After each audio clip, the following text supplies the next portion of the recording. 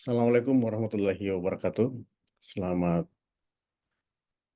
pagi, selamat siang, rekan-rekan mahasiswa. Pada kesempatan kali ini kita akan memasuki perkuliahan mata kuliah Pancasila. Saudara-saudara mahasiswa, kali ini kita akan memasuki pertemuan yang ke-6 dan itu artinya tinggal sekali lagi pertemuan kita akan memasuki masa uh, ujian tengah semester. Sambil saya mempersiapkan slide, uh, saya perlu sampaikan kepada saudara-saudara bahwa karena perkuliahan ini kita lakukan secara online, maka um, ada beberapa perkuliahan yang mungkin saya hanya akan sempat memberikan uh, dalam bentuk video, ya. Untuk selanjutnya, saudara-saudara akan mempelajari, saudara-saudara akan menyimak di rumah atau di tempat-tempat lain. Nah, kali ini kita akan memasuki pada pertemuan yang ke-6 tentang Pancasila sebagai ideologi nasional. Nah, di dalam pertemuan kali ini saya akan coba membandingkan beberapa isma-isma yang lain atau beberapa ideologi-ideologi yang lain.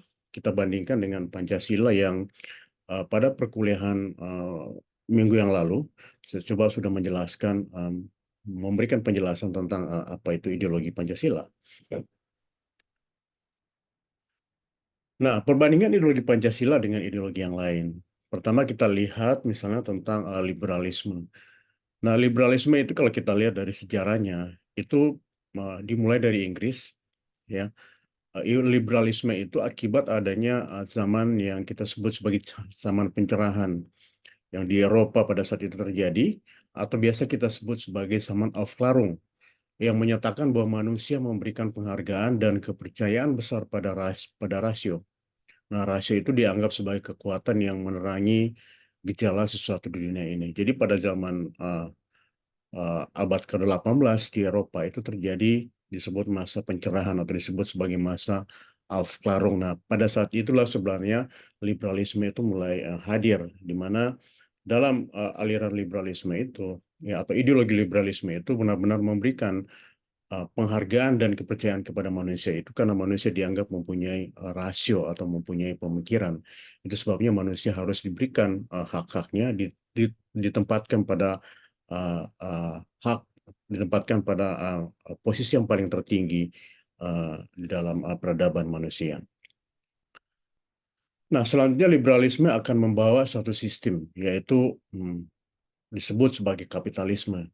Nah, ini akibat dari adanya liberalisme itu kemudian akan muncul suatu sistem yang disebut sebagai kapitalisme. Nah, liberalisme itu melihat manusia sebagai makhluk yang bebas, ya. Kebebasan manusia itu merupakan milik yang sangat tinggi dengan membawa unsur-unsur esensial, yaitu ada rasionalisme, kemudian ada materialisme, ada empirisme, serta individualistik atau individualisme.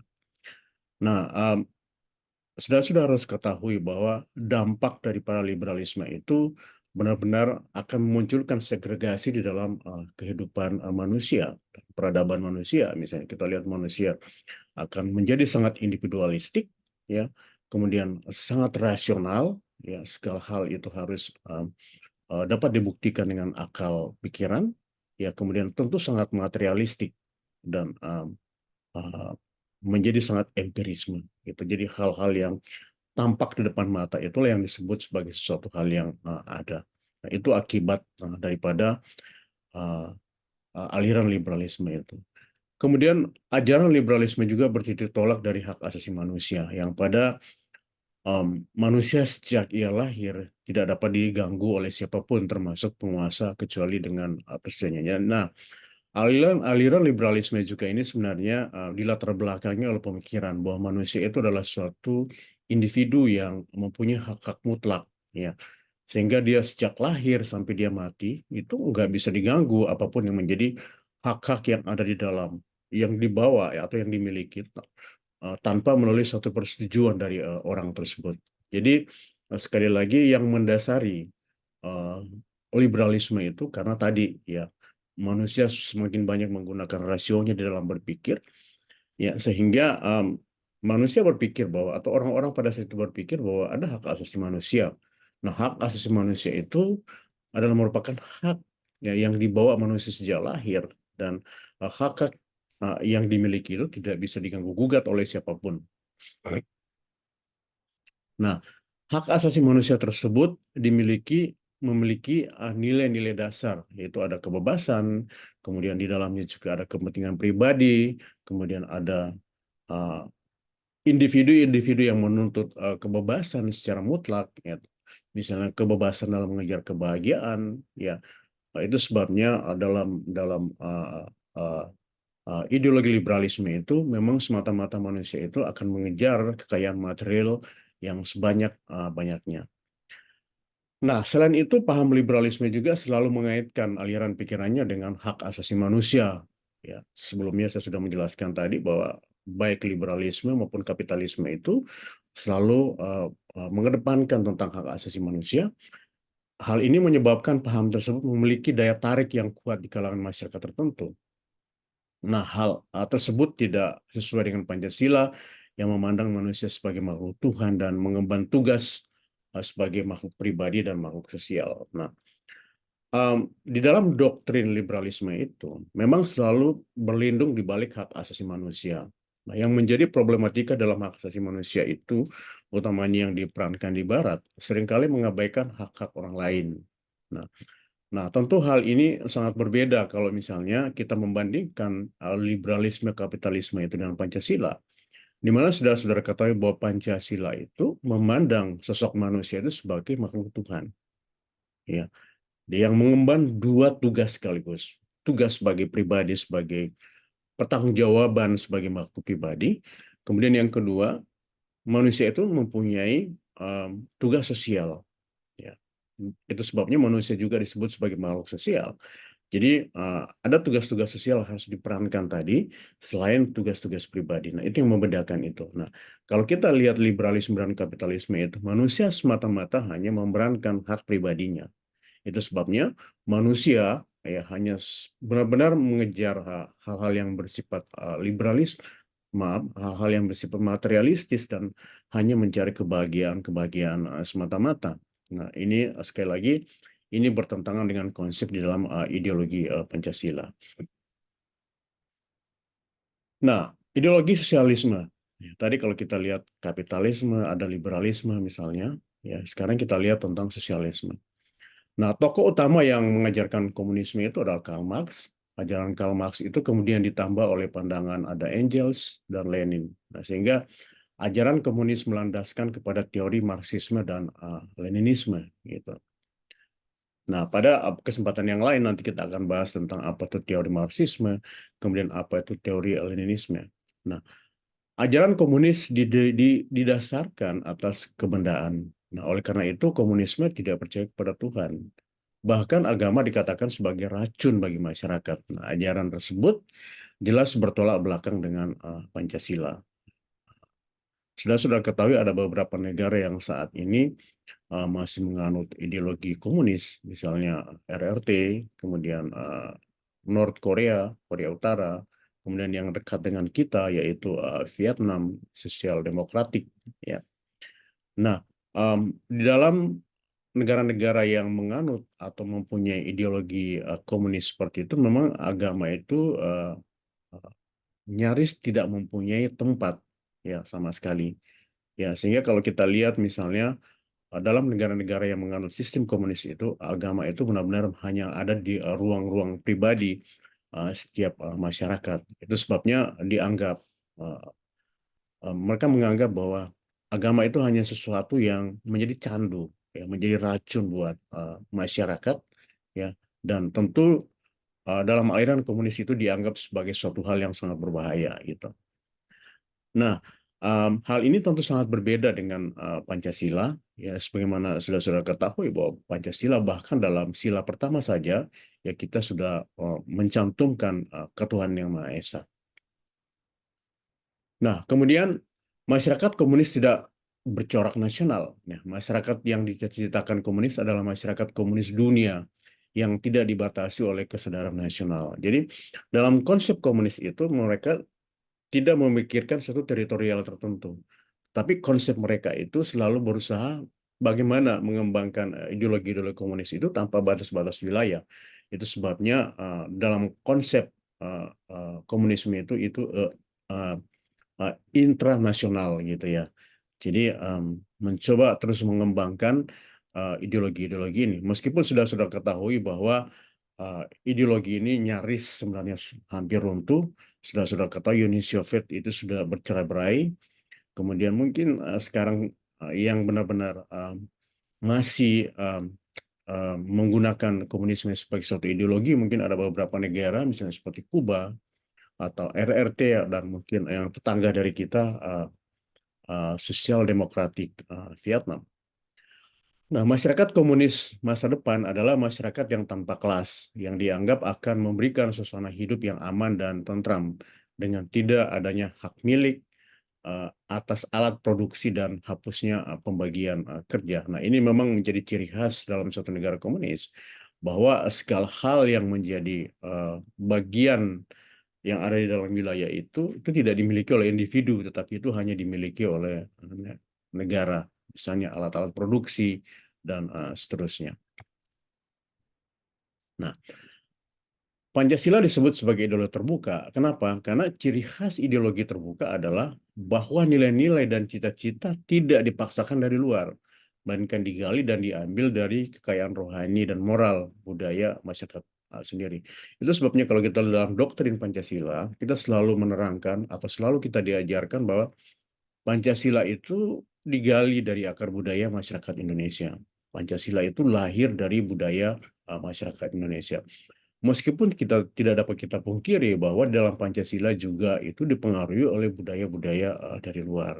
Tetapi uh, kalau kita lihat di dalam penerapannya atau dalam aplikasinya itu memang lebih mencerminkan tentang budaya-budaya lokal kita.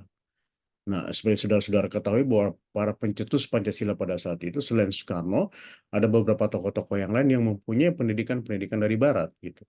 Ya, itu sebabnya beberapa ahli mengatakan bahwa Pancasila tidak sepenuhnya dikatakan bebas dari pemikiran-pemikiran budaya negara-negara lain atau budaya-budaya dari luar.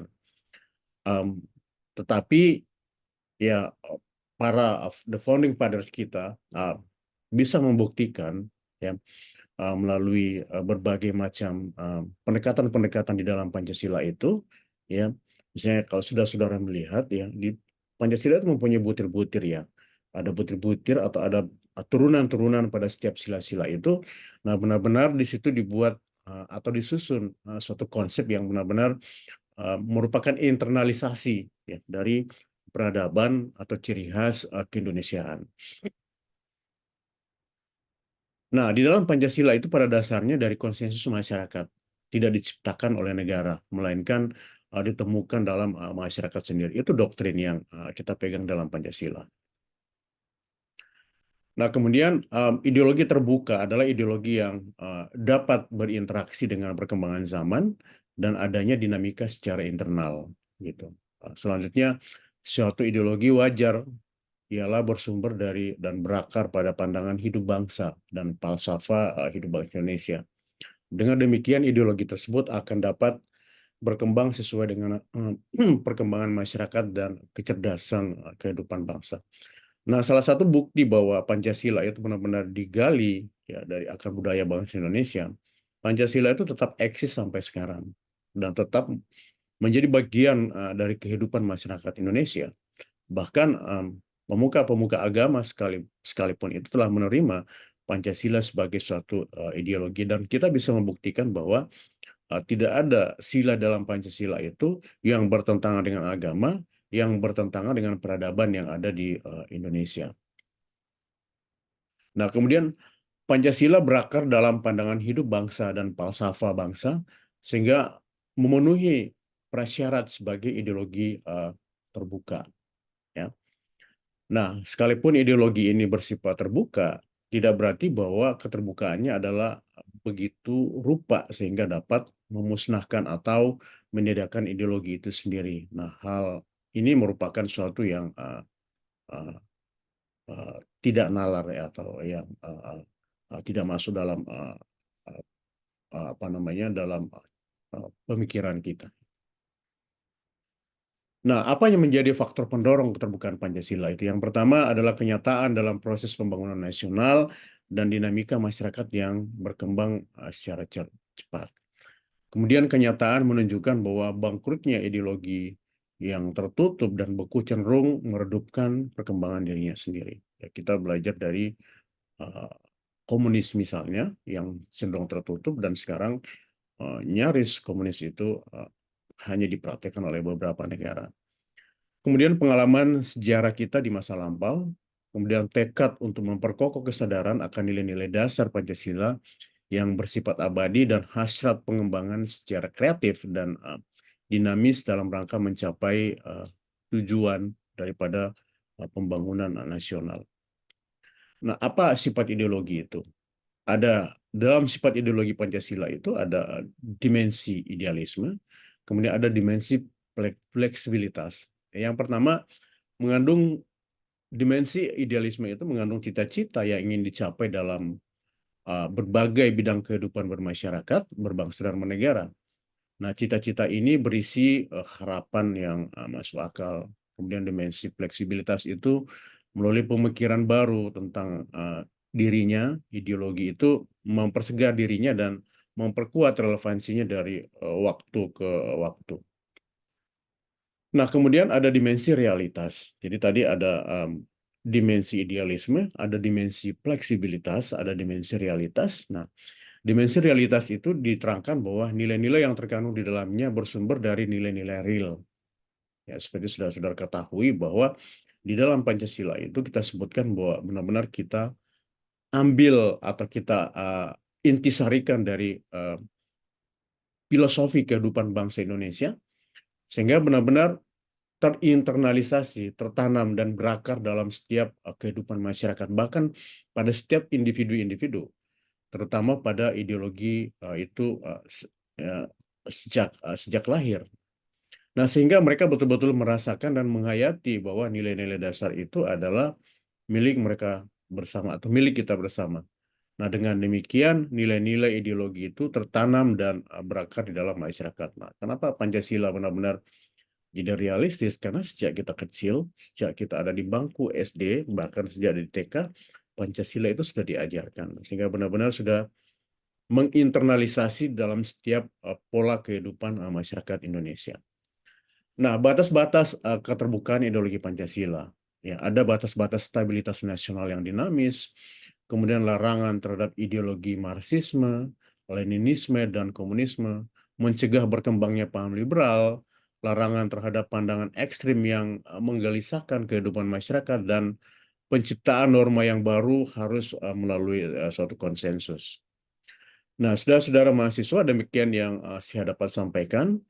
Uh, Selanjutnya kita akan bertemu pada perkuliahan online nantinya, dan beberapa hal di dalam slide yang saya sampaikan beberapa saat yang lalu dapat kita diskusikan.